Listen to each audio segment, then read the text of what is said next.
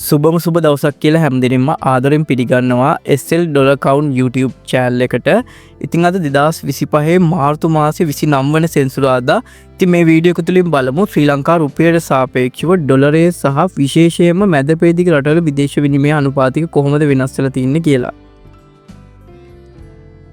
අද දවසට අදාළව ඇමරිකානු ඩොලරයේ හුවමාරු වටිනාකම 296.18යි යුරෝ එකක වටිනාකම 320.50යි. සෞදි රියාල් එකක හුවමාරු වටිනාකම රුපියල් 79යි.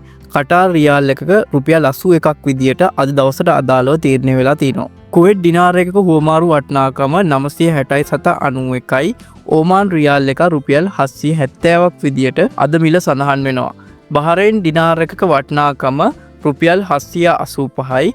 ඩුබයි ඩිරාම් එකක වටිනාකම 80.50යි. ඒ වගේම සවුත් කොරියන් වොන් එකක මිල රුපියල් 0.25යි.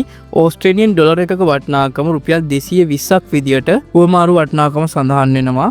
ජෝර්දාන් ඩිනාර් එකක වටිනාකම රුපියල් 717යි. ඒ වගේම ලෙබනන් පවුන්ඩ් එකක වටිනාකම රුපියල් 0.003ක් විදියට තීරණය වෙලා තිනවා. අවසාන වශයෙන් සයිප්‍රස් යුරෝ එකක වටිනාකම 320.50යි. ඊශ්‍රායල් නෙව් ෂෙකීල් එකක වටිනාකම 81.50ක් විදියට ඔන්න ඔය විදියට ශ්‍රී ලංකා රුපියලට සාපේක්ෂව ඩොලරයේ සහ විශේෂයෙන් මැදපෙරදිග රටවල විදේශ විනිමය අනුපාතික අද දවසට අදාළව තීරණය වෙලා තිනවා.